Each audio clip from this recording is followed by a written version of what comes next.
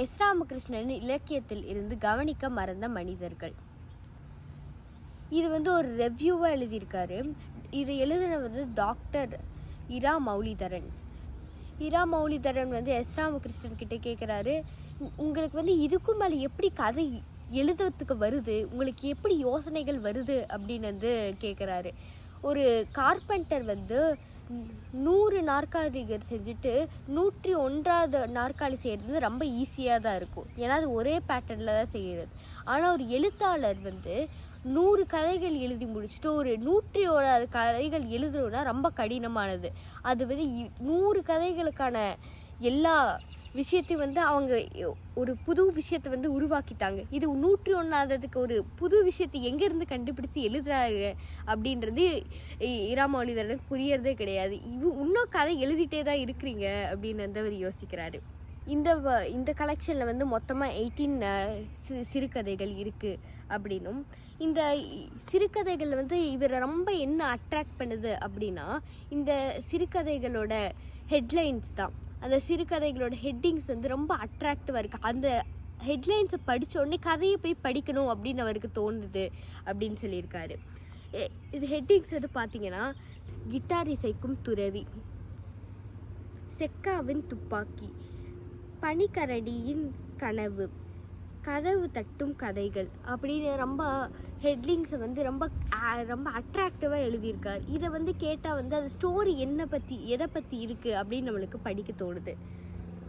சரி, இந்த கதை கிட்டாரை வாசிக்கிற மாங்க் அப்படின்றது தான் ஹெட்டிங்காக இருக்குது. இது எதை பற்றி கதை இருக்கும் அப்படின்னு பார்த்தீங்கன்னா, ஒரு மாங்க் மொட்டை அடிச்சுட்டு அவர் ஒரு சாஃப்ரான் ரோப் கட்டிட்டு அவர் புத்திஸ்ட் மாதிரி அவர் உட்காந்துட்டு தான் இருக்க போகிறாரு. அவர் கிட்டார் வாசிக்கிறதுல அப்படி என்னதான் இருக்குது அப்படின்னு அவர் யோசிக்கிறாரு. ஒரு கிட்டார் அவர் 7 நிமிஷத்துக்கு தான் வாசிக்க போகிறாரு. அந்த 7 நிமிஷத்தை வாசிக்கிறதுக்கு கூட்டம் நிறைய கூட்டம் இவரை பார்க்கறதுக்காக வராங்க. இதெல்லாம் எதை பற்றி அப்படின்னு நினைக்கலாம் நாம். ஆனால் இந்த கதை அந்த மாங்கை பற்றி, அந்த கிட்டாரை பற்றி, இசையை பற்றியோ கிடையாது. ஒரு தந்தைக்கும் ஒரு பெண்ணுக்கும் ஒரு டீனேஜ் கேர்ளுக்கும் நடக்கிற ஒரு கான்வர்சேஷன் பற்றி தான் இது அப்படின்றத அவர் சொல்கிறாரு. எஸ் ராமகிருஷ்ணன் நிறைய கதைகளை எழுதியிருக்காரு. அவர் எழுதின கதைகளில் ஒரு மனுஷனை யாருமே கண்டுக்கிறது கிடையாது. அவனுடைய எக்ஸிஸ்டன்ஸை பற்றியே யாருமே கண்டுக்கிறது கிடையாது. அப்படிப்பட்ட மனிதனை யார் கண்டுக்கிறா அப்படின்னு பார்த்தா இலக்கியங்கள் தான். அந்த மனிதனை அதுதான் புரிஞ்சுக்கிட்டு அந்த மனிதனுக்கு சந்தோஷம், சோகம், துக்கம் எல்லாத்தையும் கொடுக்கறதுனா அந்த இலக்கியம் தான்.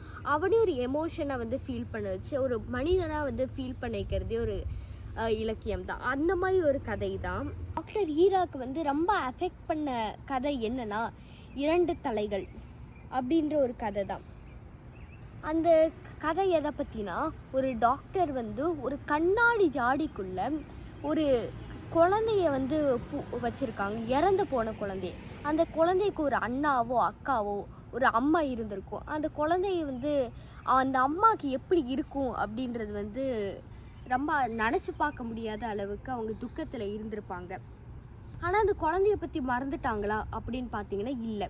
அந்த குழந்தைகள் அந்த அம்மாவும் அப்பாவும் இன்னும் நினச்சிட்டே தான் இருந்திருப்பாங்க. அவங்களுக்கு இன்னொரு குழந்தைய இருந்ததுனால அந்த குழந்தைய நினச்சிட்டே தான் இருந்திருப்பாங்க இப்போ வரைக்குமே. ஒரு மனுஷன் இறந்துட்டானா அவன் அவ்வளோதான்.